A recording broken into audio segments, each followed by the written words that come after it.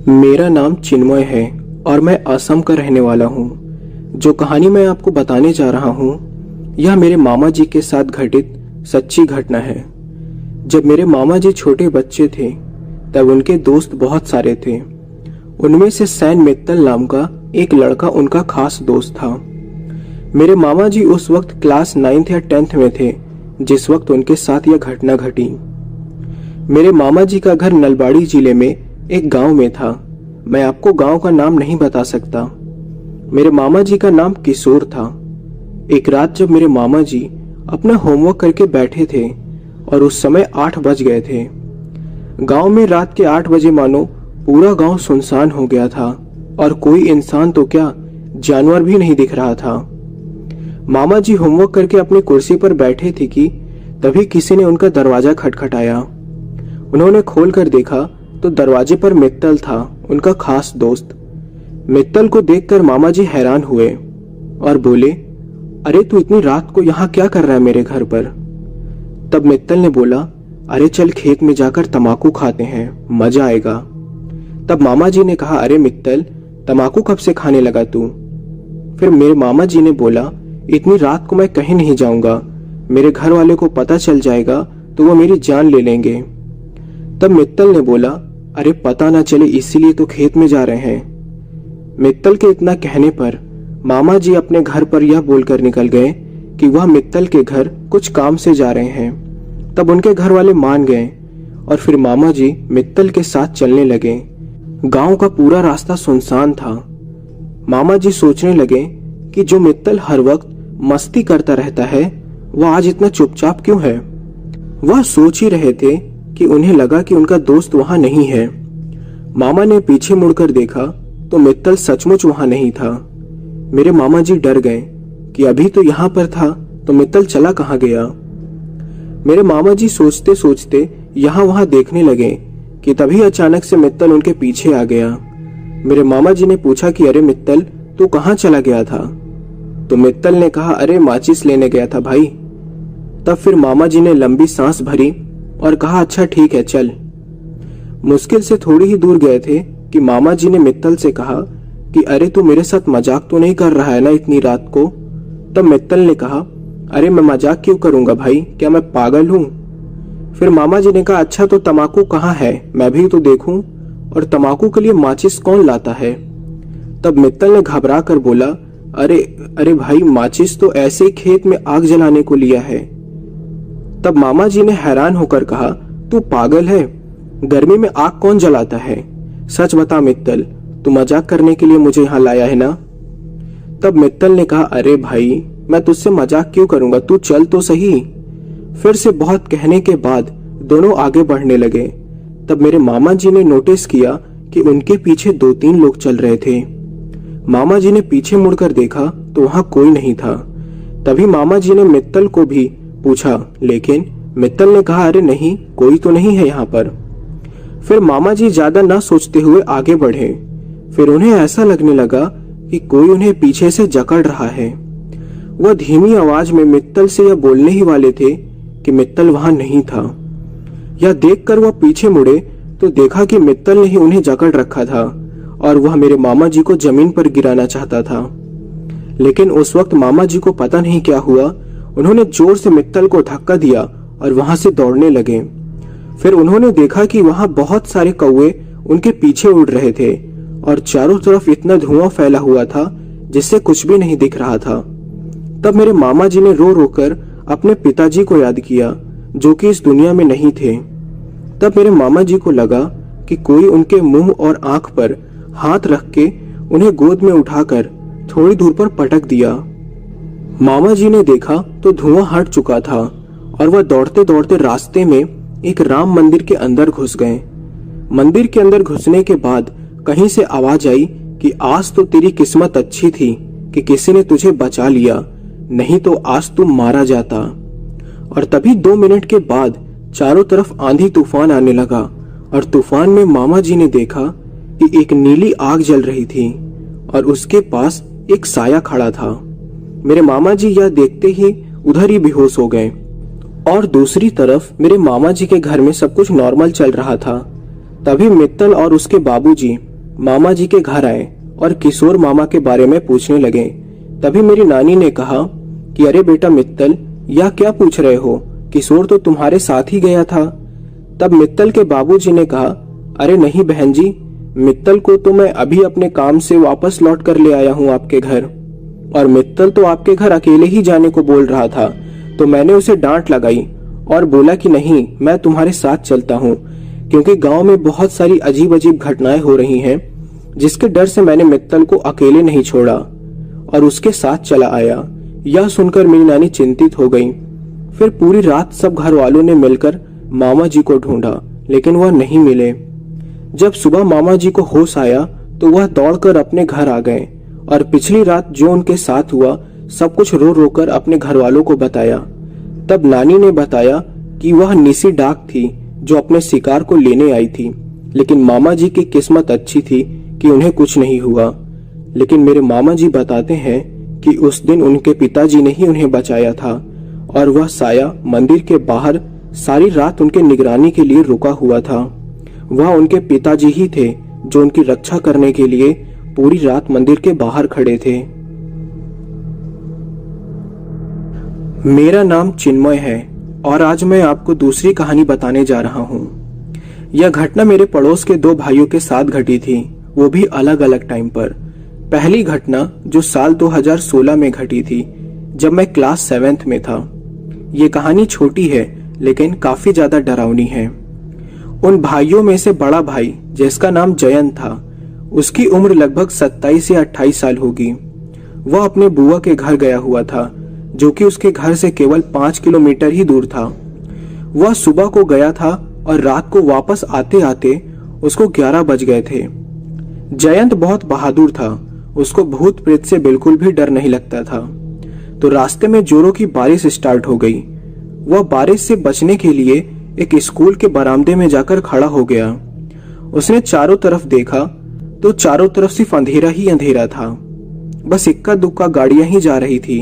तभी उसने देखा कि सामने से कुछ छोटी लड़कियां थाल में दिया लेकर स्कूल के अंदर जा रही थी। जयंत यह सब देख रहा था, लेकिन उसने कुछ नहीं किया, क्योंकि वह जानता था कि यह सब इंसान नहीं कुछ और ही है, क्योंकि बारिश में दिया जल कैसे रहा है। वह चुपचाप उधर ही खड़ा रहा। उसने देखा कि वह सारी लड़कियां स्कूल के अंदर गईं और तकरीबन 15 मिनट बाद ही बहुत भयंकर भयंकर आवाजें आने लगी। ऐसा लग रहा था जैसे कोई डेस्क और बेंच को उठा उठाकर पटक रहा है। लेकिन जयंत डरा नहीं। उसे लगा कि अब उसे यहाँ से जाना चाहिए, क्योंकि यहाँ ज्यादा देर रुकना खतरे से खाली नहीं। लेकिन उसे ऐसा लगा कि जैसे किसी ने उसे जकड़ रखा है। वह अपनी जगह से हिल भी नहीं पा रहा था और यह सारी घटना 1 घंटे तक चलती रही। तभी जयंत गुस्से में चिल्लाकर बोला कि बस बहुत हुआ, मैं जानता हूं कि तुम लोग कौन हो और मेरी तुमसे कोई दुश्मनी नहीं है, इसलिए मुझे यहाँ से जाने दो। तभी थोड़ी देर बाद सारी आवाजें बंद हो गई और थोड़ी देर बाद बारिश भी रुक गई। इतना देखकर वह दौड़ते हुए अपने घर की तरफ भागा और बिना कुछ बोले अपने घर के अंदर आया और सो गया। फिर जब सुबह हुआ तो उसने सारी बात अपने घर वालों को बताई। तभी उसके दादाजी ने कहा कि बेटा, तुम जिसकी बात कर रहे हो वह एक छलावा था, और छलावा किसी का भी रूप लेकर इंसान को परेशान करता है। और जो कल रात तुमने देखा वह भी एक छलावा था, और कल रात तो बारिश हुई भी नहीं थी, क्योंकि जब तुम रात को आए थे तो तुम्हारे कपड़े बिल्कुल भी नहीं भीगे थे और तुम घर आते ही सो गए थे। तुम्हें उन्होंने कुछ इसलिए नहीं किया क्योंकि तुमने हमारे कुल देवी का धागा अपने हाथ में बांध रखा है, इसलिए बस तुमको डरा ही पाई। अगर तुमने यह धागा नहीं बांधा होता तो शायद वह तुम्हें कुछ भारी नुकसान भी पहुंचा सकती थी। मेरा नाम विकास है और मैं बिहार में बेगूसराय जिले का रहने वाला हूँ। ये कहानी आज से 10 साल पहले की है और ये घटना मेरे पापा के साथ हुआ था। आज से 10 साल पहले एक रात मेरे पापा को काम से घर आने में काफी समय लग गया था, तो मम्मी हम भाई बहन को खाना खिलाकर सो जाने को बोली और मैं जाकर सो गया। लेकिन मेरी बहन और मम्मी नहीं सोई थी, वो दोनों मेरे पापा का इंतजार कर रही थी। और मेरे घर में एक कुत्ता भी था जिसका नाम टोनी था। उसको भी मेरी मम्मी खाना खिलाकर बांध दी थी। और फिर रात के 12 बजे मेरे पापा घर आए और फिर वो अपना हाथ मुंह धोकर आकर बेड पर लेट गए और फिर मेरा नींद तभी अचानक खुल गया। मुझे ऐसा लगा जैसे कोई दरवाजे पर खड़ा है और दरवाजा खोलने के लिए बोल रहा है। ये बात मैं अपने मम्मी पापा से बोला, लेकिन मम्मी पापा ये लोग बोले कि अरे कोई तो नहीं है दरवाजे पर, लगता है तुमने कोई सपना देखा है, जाओ जाकर सो जाओ। और मम्मी रसोई रूम में चूहा पकड़ने वाला पिंजरा लगाई हुई थी। रसोई रूम मेरे रूम से लगा ही हुआ था। उसी समय वो पिंजरा बंद होने का आवाज आया तो मम्मी देखने गई तो देखी उसमें 2 चूहे फंसे हुए थे। मम्मी उस पिंजरे को लेकर रसोई से बाहर आई तो पापा बोले कि अरे इसको रख दो, सुबह फेंक देना। लेकिन मेरी मम्मी बोली अरे नहीं, अभी फेंक देती हूँ और पिंजरा दोबारा लगा देती हूँ, सुबह तक ये पिंजरे में और फंस जाएंगे चूहे। मम्मी यह बोलते हुए दरवाजा खोली। तभी जैसे ही मम्मी ने दरवाजा खोला तो मेरा कुत्ता टोनी जोर जोर से भौंकने लगा। मम्मी को लगा कि वो साथ में आने के लिए बोल रहा है, इसलिए मम्मी ने उसको नजरअंदाज करके चली गई। फिर जब उस चूहे को फेंक कर मम्मी वापस आई तो देखी कि पापा की तबीयत खराब हो गया है। लेकिन मम्मी को यह समझ में नहीं आ रहा था कि अचानक पापा को क्या हो गया। घर के सारे लोग पापा के पास आ गए थे और सब लोग पूछ रहे थे कि क्या हुआ, लेकिन पापा कुछ नहीं बोल रहे थे, बस जैसे इंसान तड़पता है वैसे कर रहे थे। और उधर मेरा कुत्ता टोनी जोर जोर से भौंके जा रहा था। तभी मेरी बहन टोनी का पट्टा खोल दी और पट्टा खुलते ही वो सारे घर वालों को धक्का देते हुए मेरे पापा के पास आ गया और फिर मेरे पापा के शरीर पर चढ़ गया।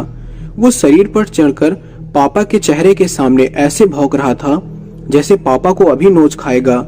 मेरे घर वालों के लाख हटाने पर भी वो नहीं हट रहा था, लेकिन अचानक ही वो मेरे पापा के शरीर पर से उतर गया और घर के बाहर भौंकता हुआ तेजी से निकल गया।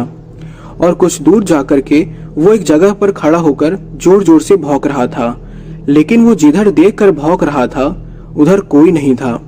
फिर वो घर आया और फिर पापा के पास आ गया और पापा को सूंघने लगा, लेकिन तब तक पापा ठीक हो गए थे।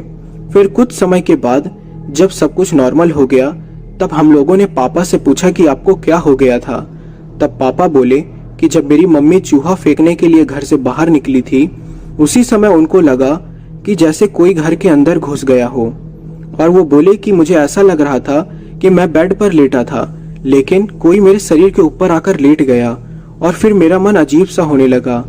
इस बात को सुनकर घर के सारे लोग डर गए थे और फिर दरवाजा बंद करके पूरी रात कोई नहीं सोया।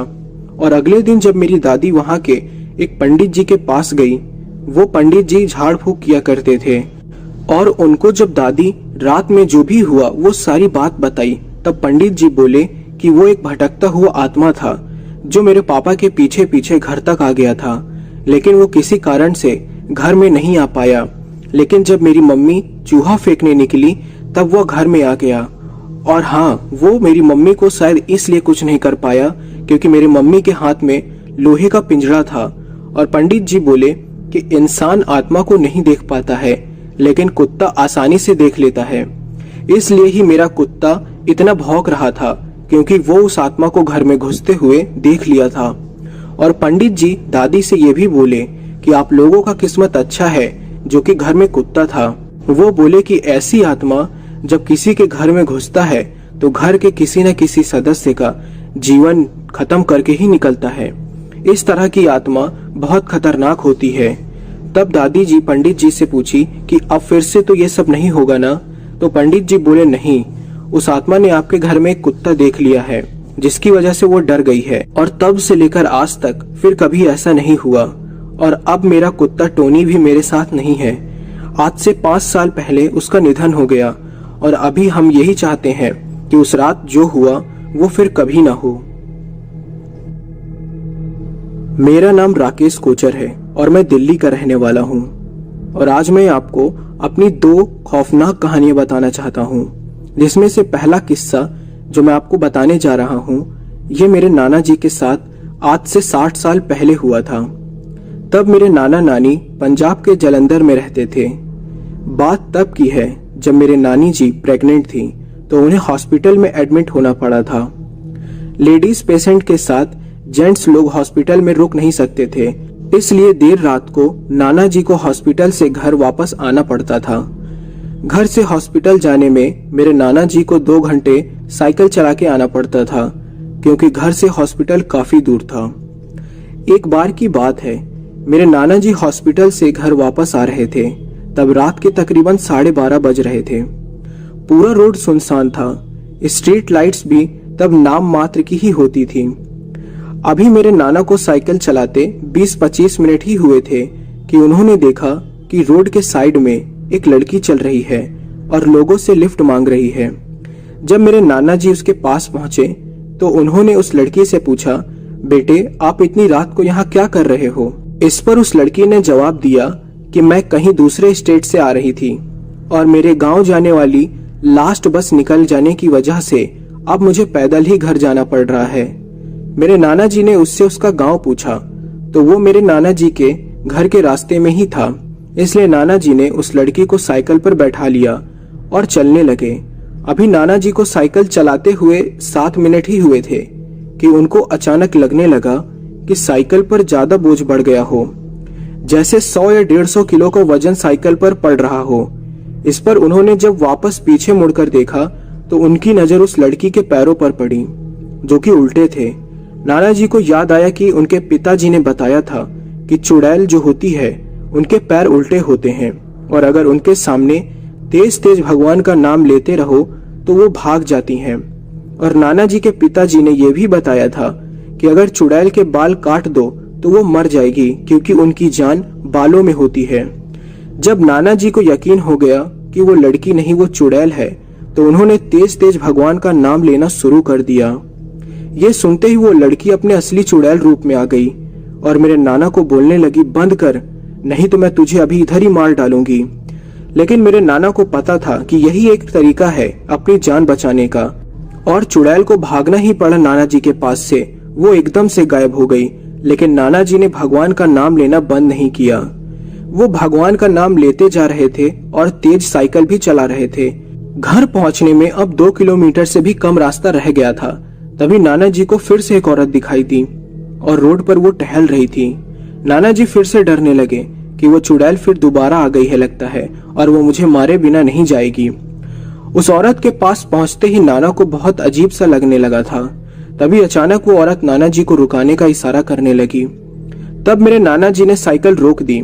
इस पर वो बोली, मैं इसी गांव के सामने रहती हूँ और मेरे पति की अचानक तबीयत खराब हो गई है और मेरे घर में पति के अलावा 2 छोटे छोटे बच्चे हैं, इसलिए मुझे अकेले ही वैद्य जी के पास जाना पड़ रहा है। ये सुनकर मेरे नाना भावुक हो गए और भगवान का नाम लेना बंद करके उस औरत की मदद करने लगे और उससे साइकिल पर बैठा लिया।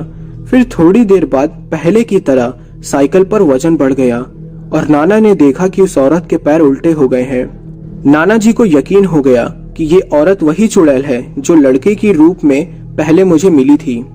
नाना जी की साइकिल पर एक गड़ासा लटका हुआ था, जो कि एक फसल काटने का औजार होता है, और नाना को पता था कि अब कभी भी ये चुड़ैल मुझ पर हमला कर सकती है और अगर मरने से बचना है तो इससे पहले ये मुझे मारे, मुझे ही इसके बाल काट देने चाहिए। नाना जी अब साइकिल चलाते हुए ये सोचने लगे कि एक ही मौका मिलेगा अब कि वो जो सामने गुरुद्वारा है इस गांव का, वहां ये चुड़ैल अपनी पूरी ताकत इस्तेमाल नहीं कर पाएगी। वहां जाकर मैं अपनी साइकिल गिरा दूंगा, जिससे वो चुड़ैल भी गिर जाएगी और तभी मौका पाकर मैं तुरंत इसकी चोटी काट दूंगा। और फिर नाना जी ने ऐसा ही किया। गुरुद्वारा की तरफ जैसे ही चुड़ैल का ध्यान गया, उसने अपनी आंखें बंद कर ली।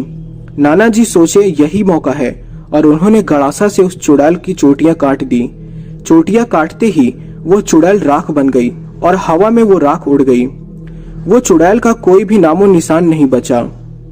दोस्तों, ये कहानी सुनाने के बाद हमारी नानी जी हमेशा यही बताती थी कि हमें कभी भी किसी भी प्रॉब्लम से हार नहीं माननी चाहिए, और अगर तुम्हारे नाना जी उस समय हिम्मत न दिखाते तो शायद आज तुम्हारे नाना भी जिंदा नहीं बचते। दूसरी कहानी।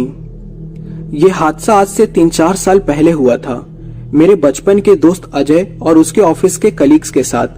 बात फरवरी के महीने की है। मैं और अजय अपने ऑफिस के टीम के साथ उत्तर काशी घूमने गए थे। हमारा 5-6 जनों का ग्रुप था।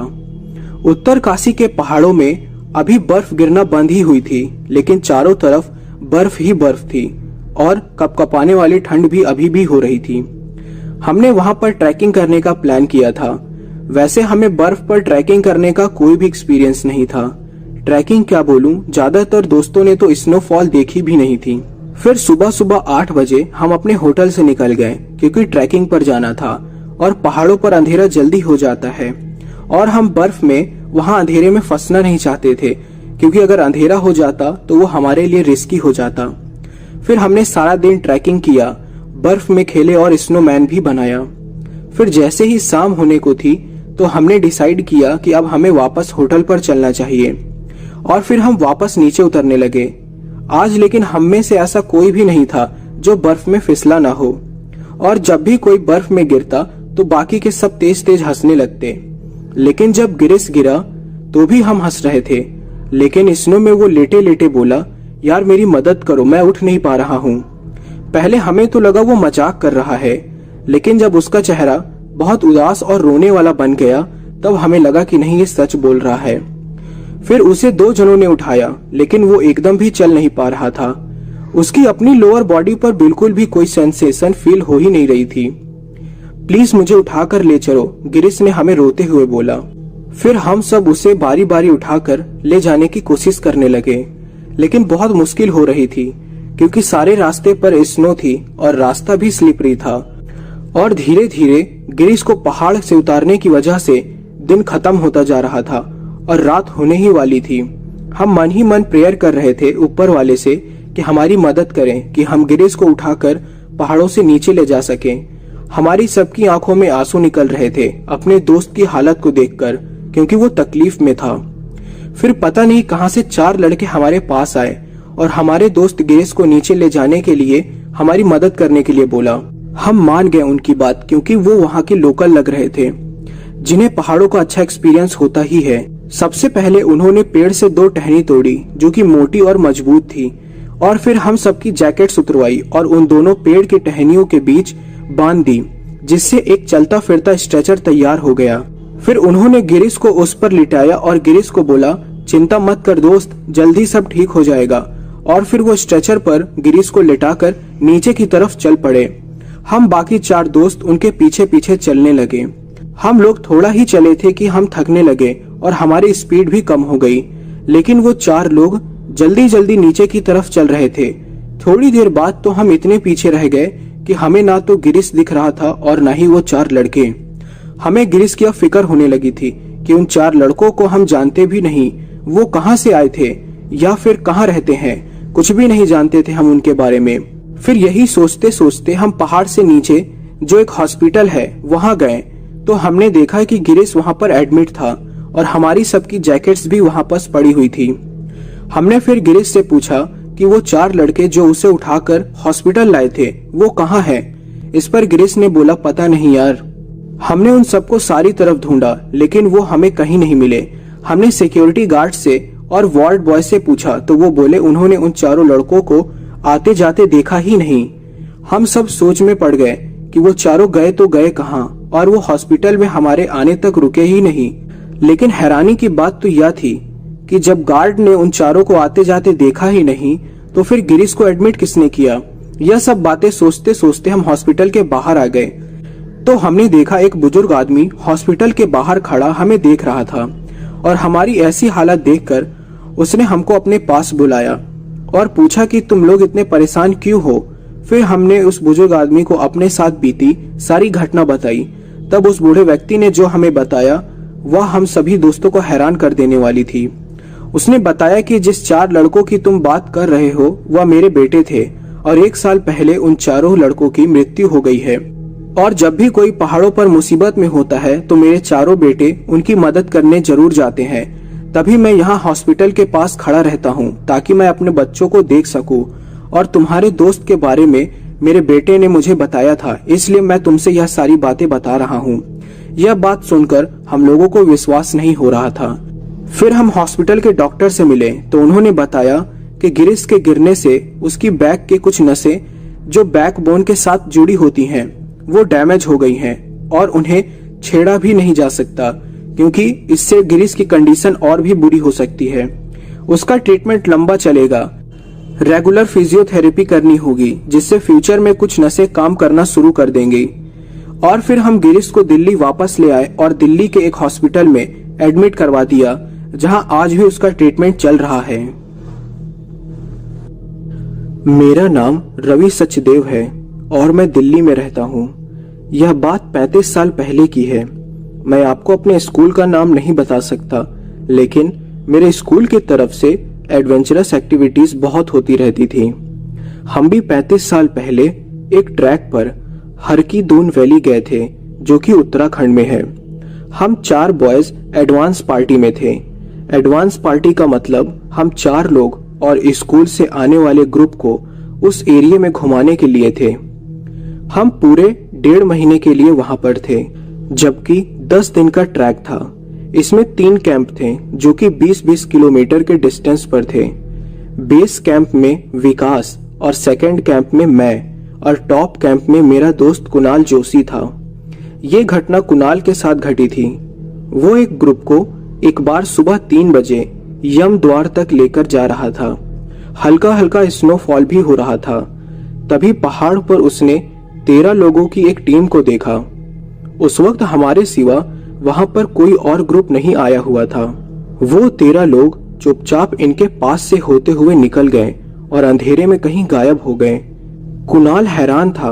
उसने किसी को कुछ नहीं बोला और पूरे ग्रुप ने उन 13 लोगों को देखा था। फिर शाम को 4 बजे तक ये सब वापस आ गए अपने कैंप में। तब कुणाल ने एक वहां के लोकल आदमी को सारी बात बताई, तो उसने कुणाल को बताया कि ये 13 लोग सामान उठाने वाले कूली थे, जो 20 साल पहले एक बर्फ के तूफान में दबकर मर गए थे, मगर ये किसी को कुछ नहीं करते। तो दोस्तों, यही थी मेरी छोटी सी कहानी। भले ही आपको इतनी डरावनी ना लगी हो, लेकिन जो मेरे दोस्त के साथ घटी, जब वो मुझे बताता है तो उसका शरीर कांप जाता है। मेरा नाम सिमरन है और मैं पंजाब के नानकपुर जगेरा से हूँ। मैं जो कहानी आपको बताने जा रही हूँ वो मुझे मेरी परनानी ने सुनाई थी। उन्होंने मुझे उनके गांव के दूध वाले के साथ घटी एक सच्ची घटना के बारे में बताया था। वो दूध वाला बताता है कि उसका घर गांव के बाहर की तरफ था। तो जब एक बार वो सुबह दूध देकर घर वापस आ रहा था, तो उसका साइकिल रास्ते में पंचर हो गया। तो उसे घर जाते जाते दोपहर हो गई थी। जब वो साइकिल ठीक करवाकर घर जा रहा था, तो रास्ते में उसे एक पीपल के पेड़ के पास उसे एक औरत दिखाई दी। उस औरत का चेहरा घूंघट से ढका हुआ था। उसने लाल रंग की सलवार कमीज पहनी थी। उसने उसकी साइकिल रुकवा कर कहा कि कहाँ जा रहे हो।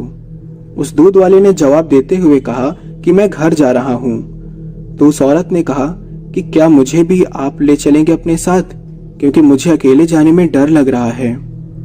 तो उस दूध वाले ने कहा मुझे घर जाना है।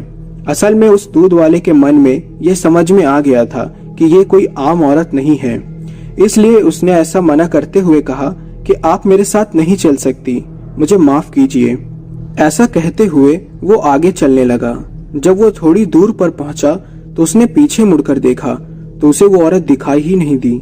तभी उसके पीछे से आवाज आई कि अगर आज तू मुझे अपनी साइकिल पर बैठा लेता तो मैं तुझे अपने साथ ही ले जाती। उस दिन के बाद से वो दूध वाला जब भी कभी घर जाने के लिए लेट हो जाता है, तो भगवान का नाम लिए बिना वो कभी अपने घर नहीं आता।